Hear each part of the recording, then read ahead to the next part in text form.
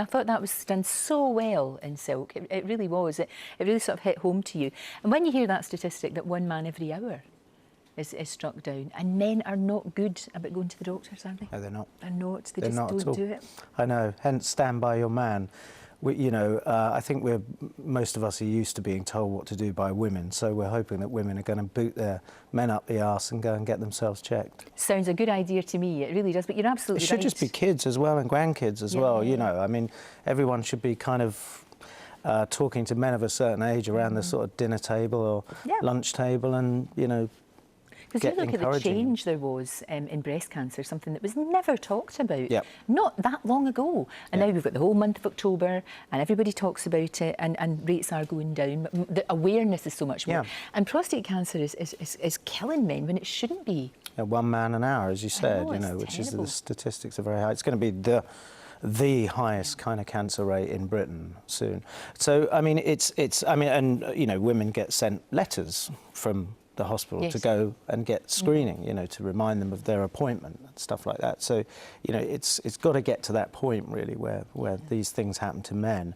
I mean, men just have a real problem talking about these things, which is why it was so important to get this sort of talisman character like Ray Winston into the film we've done. Now, this film is fantastic. This is you just basically called all your pals, huh? Yeah, just phoned them all up. Put them up and said, look, come and be part of this. Phoned a friend, yeah. Yeah, it sounds fantastic. Let's have a look at this. It's really, really good. We all know that men find it hard talking about these things, to their wives, to their families, their friends. Jack saved my life. I can see my grandchildren grow up. It's not fair. It's not fair, I don't want it. Sorry. Sorry? We don't use that word here. Yeah. Fantastic. So, of course, they're all talking about prostate cancer. They're all talking about that, which is great. And it's getting the message out there because it's awareness. It's all about awareness, isn't it? Yes, it is.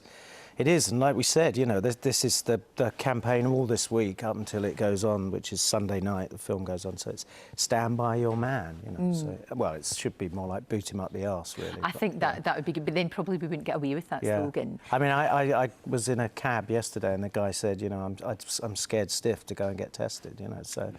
Gosh. I know. But that's the sort of terror that women used to have about breast cancer that they don't have now.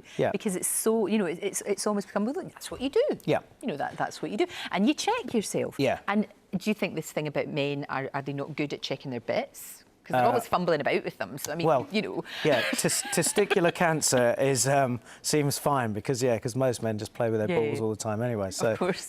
But no, this is slightly more complicated. Indeed. Yes, it is. The test is slightly more complicated. You wouldn't be doing that for yourself. But it's about going. How often do you think you should go for that? Well, I mean, personally, I think men of a certain age, so perhaps over 50, should do it once a year. Right. And African Caribbean men are more susceptible to prostate cancer. So it's even more important. So get yourselves tested. That's And don't be scared. Don't be scared, because it is one of these things that it's like everything else. Get it early. Yeah, it's highly treatable if it's found early. So No, absolutely. I think it's great, and it's still going to be coming back. We start filming. We've got the read through tomorrow for series 3. Yeah. So it keeps going on. It does. Yeah. It's really it's quite. I like it because it's obviously intelligent. It's well written, and it's that thing of what happened to your character. It's not just we're going to do this issue now.